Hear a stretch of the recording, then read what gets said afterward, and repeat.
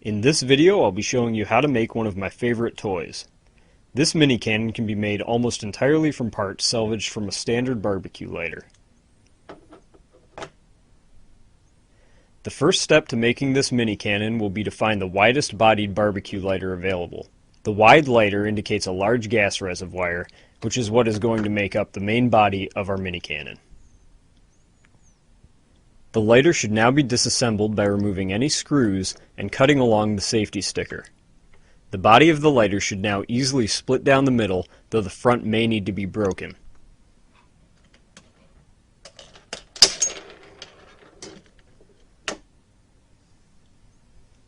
At this point, the gas line and wires will now be exposed.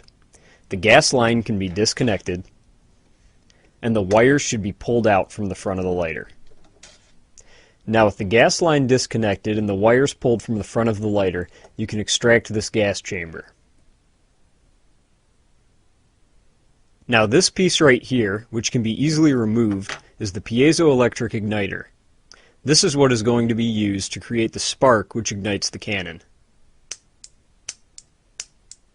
Now this lighter still has a full gas chamber. I'll need to empty it before continuing. To do so, what I will do is go outside and unscrew this white piece. That will release all the gas. Alright, so I've now gone outside and I've removed this white piece to release the gas. I must now take this white piece and remove the brass valve out of it.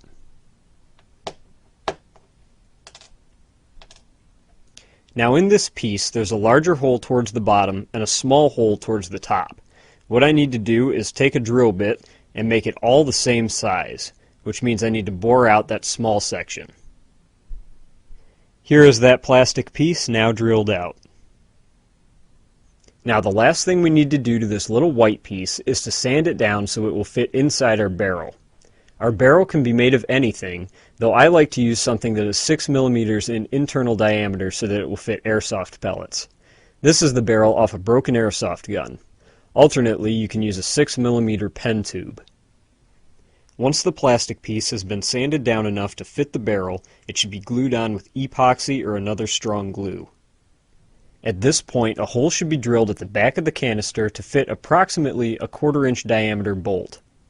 The hole should be drilled slightly smaller than the bolt so that when you screw it in, the threads dig into the plastic.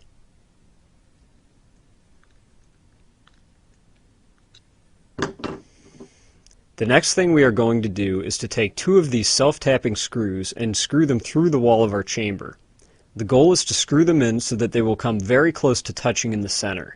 This is where our spark is going to jump across once we have our piezoelectric igniter hooked up. When you are putting these screws in, stop when there is still a small gap. It is now time to install the piezoelectric igniter. This installs right back into the cylinder, right where it was in the lighter. Now both of the wires on this igniter need to be wrapped around underneath the screw heads. The screws can then be tightened down fully onto those wires. Once you are confident that both of these wires have a good connection, you can go ahead and cover the heads of the screws with hot glue. You can see I've already done so on this cannon.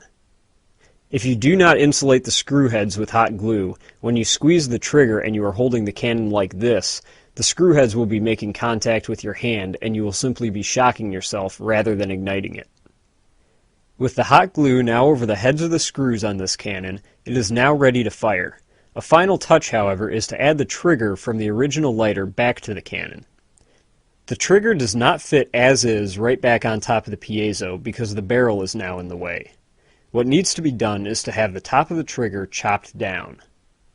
You can see I've chopped down the trigger so that there's enough room for it to slide over the piezo.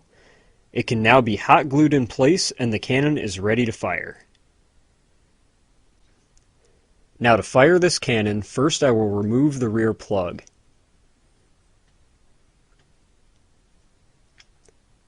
I will then insert a cotton swab that has been soaked in 90% rubbing alcohol.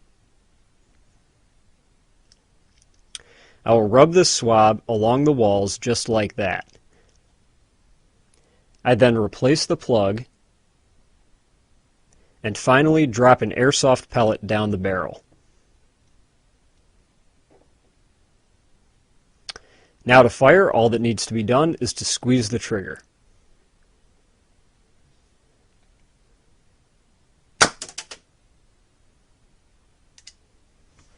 The only thing that must be done between repeat shots is to blow through the back end of the chamber so that all the old gas is cleared.